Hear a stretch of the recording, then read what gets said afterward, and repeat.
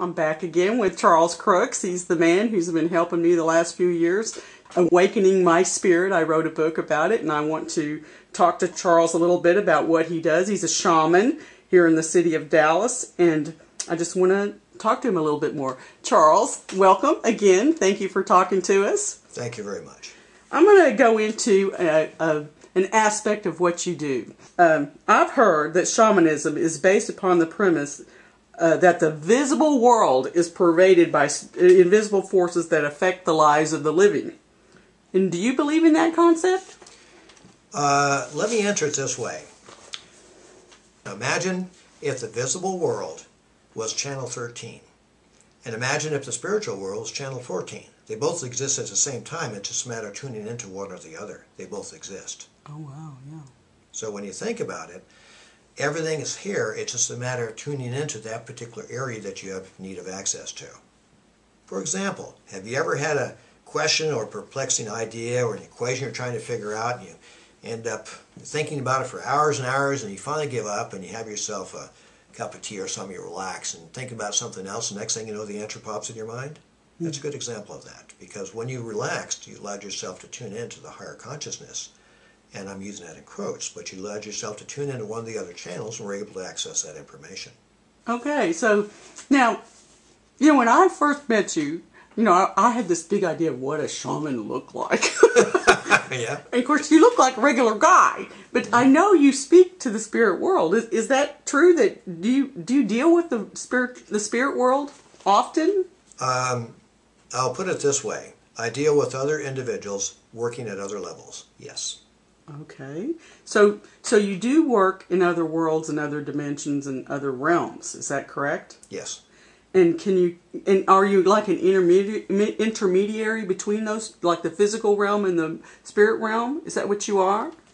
That's an interesting way to put it. I don't consider myself that. I basically go up and do the work I need to do, and if it's necessary to bring some of that information here, I'll go and bring it here. I've never really considered myself a quote intermediary or medium or any of that type of stuff. All right, okay, that would make sense from what I know about you. Yeah.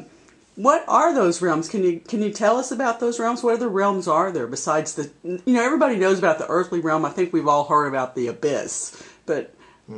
What are all the realms? Can you kind of tell us about that? In short, you've got the abyss, earth, astral, mental, and celestial. Each one has certain laws and conditions by which one can access and travel. Humanity, for the most part, originated in the celestial, but yet they've devolved into the astral and earth realm, and that's one of the things we're trying to correct.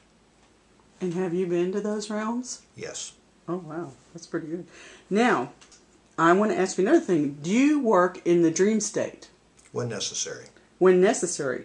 Do you think that dreams are prophetic? In some cases, yes. So what kind of dreams do people have? Can you tell me, are there types of dreams? Yes. Are they prophetic? There's prophetic dreams, okay. In other words, they're prophetic warnings, that type of thing. They're reflection, basically dreams that reflect what's going on inside you. And they're third, symbolic, basically teaching you how to do things. So, for example, on the symbolic ones, they may have to do with the traveling or have to do with some sort of advancement that you may be working on, or understanding how things work. It really all depends. And then there's some dreams that are just downright vacation, flying through the valleys. And do you think people should pay attention to their dreams? I can't tell what somebody should do, as you well know. Yes, okay. I know. But I will suggest that it's an endeavor worth considering. Oh wow! Oh wow! So, do you think that there are dark forces that are working in the dream state? There are dark forces working everywhere. I mean, look at the highs and lows in government. Look at the highs and lows of society. No matter where you are, as long as humanity has need for, dark forces will be around. Very good. Well, again, thank you, Charles, for being with us today.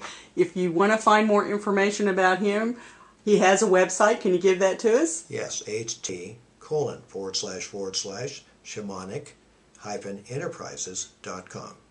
And I know for a fact that Charles also has a newsletter that you can sign up for, and I'm hoping that each of you will go to his website and check him out. Thanks again, Charles. Thank you very much.